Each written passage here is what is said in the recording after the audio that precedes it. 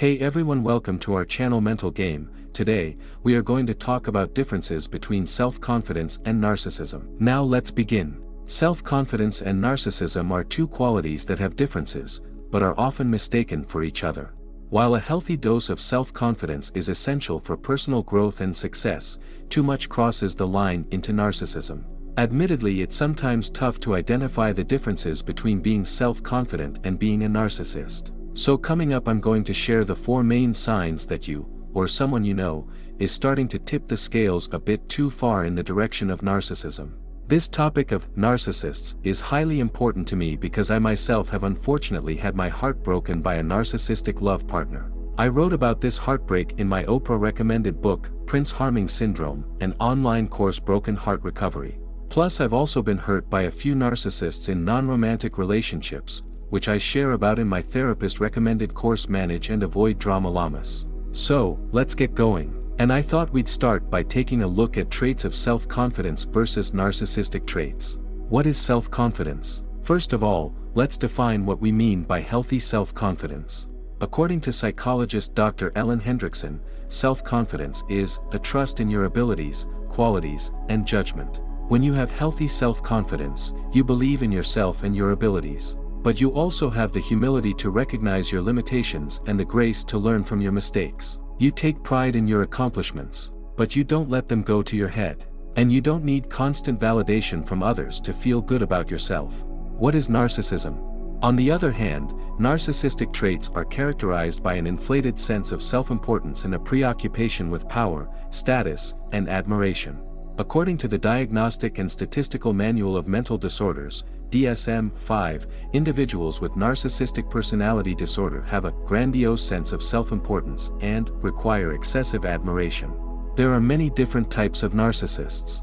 Some of the traits all narcissists share in common include a sense of entitlement, lack empathy for others, a preoccupation with fantasies of unlimited success, power, brilliance, or ideal love. Tips to be more self-confident without being narcissistic. Practice empathy. Put yourself in other people's shoes. Start focusing on others and their needs, rather than just your own. Try to be more mindful of your own thoughts and behaviors. Be more open to feedback from others.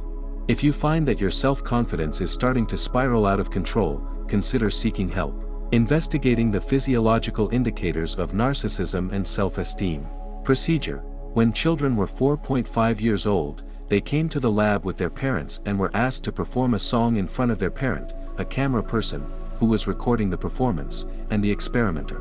During the anticipation phase, which lasted 2 minutes, children were instructed to sit on the podium until it was time for them to perform. After singing, there was a recovery phase, which lasted 1 minute. During this period, children were again instructed to sit on the podium.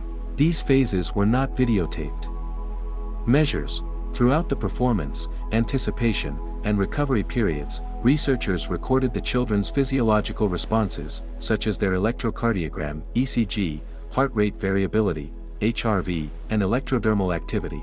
At age 7.5 years old, which is when individual differences in self-esteem and narcissism start to emerge more clearly, children came back to the lab to complete questionnaires that assessed narcissism, the 10-item childhood narcissism scale, and self-esteem, the 6-item global self-worth subscale of the self-perception profile for children. What the researchers found: children predisposed to narcissism showed elevated skin conductance levels during anticipation of the task. Skin conductance remained high throughout the performance and did not return to baseline during recovery.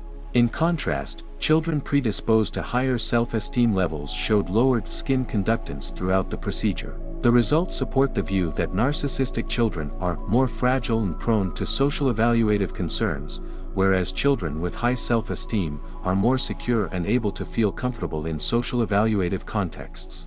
The children generally experienced a steep increase in skin conductance when going from anticipation to performance, but this increase was attenuated for children predisposed to high narcissism levels.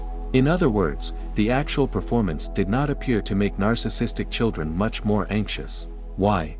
Perhaps narcissistic children were already nearly as apprehensive and worried as they could be, so there was not much room for any additional increase in anxiety.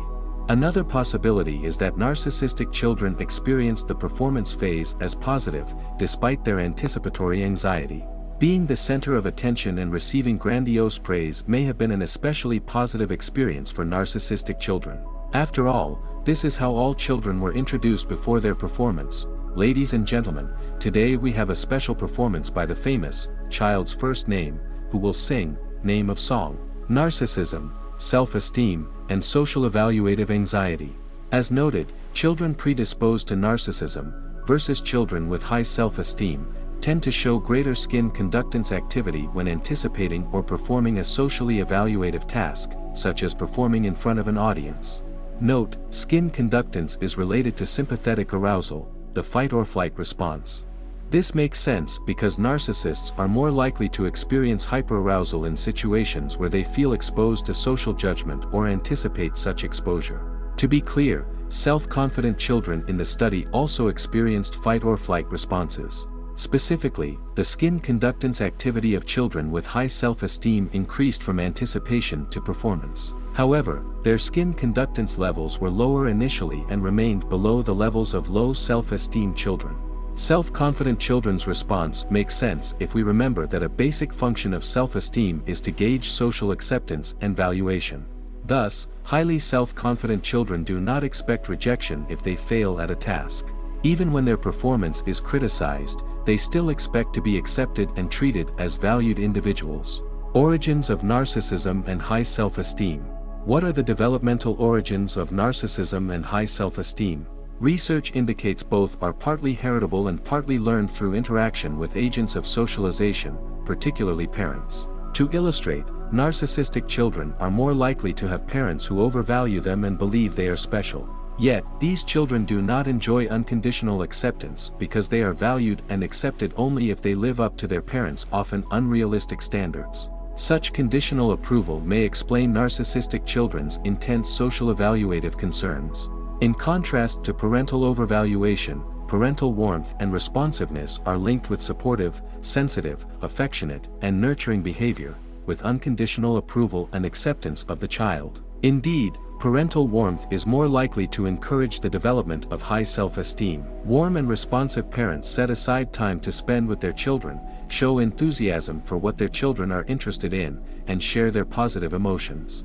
In this way, responsive parents communicate acceptance of their children for who they are, as opposed to conditional acceptance for them for meeting their parents' perfectionist standards. Takeaway: the present research shows narcissism and self-esteem are distinct constructs.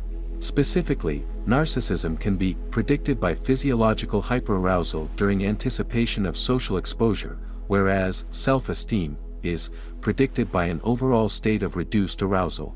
This means narcissists are more likely than those with high self-esteem to experience arousal and anxiety in social evaluative situations. They have stronger fears of being rejected, mocked, or humiliated, and of being devalued if they fall short of the evaluator's criteria. Individuals with high self-esteem experience performance anxiety too, and anticipate possible criticism, along with praise, in evaluative situations. At the same time, they feel accepted, valued, and loved regardless of their social performance. This allows them to feel secure in who they are, no matter what. If you found this video useful, give it a thumbs up and share it with your friends, so we can keep making them. For more videos, subscribe this Mental Game channel and remember to click on the notification. Also be sure to check out our other videos as well. Thanks for watching.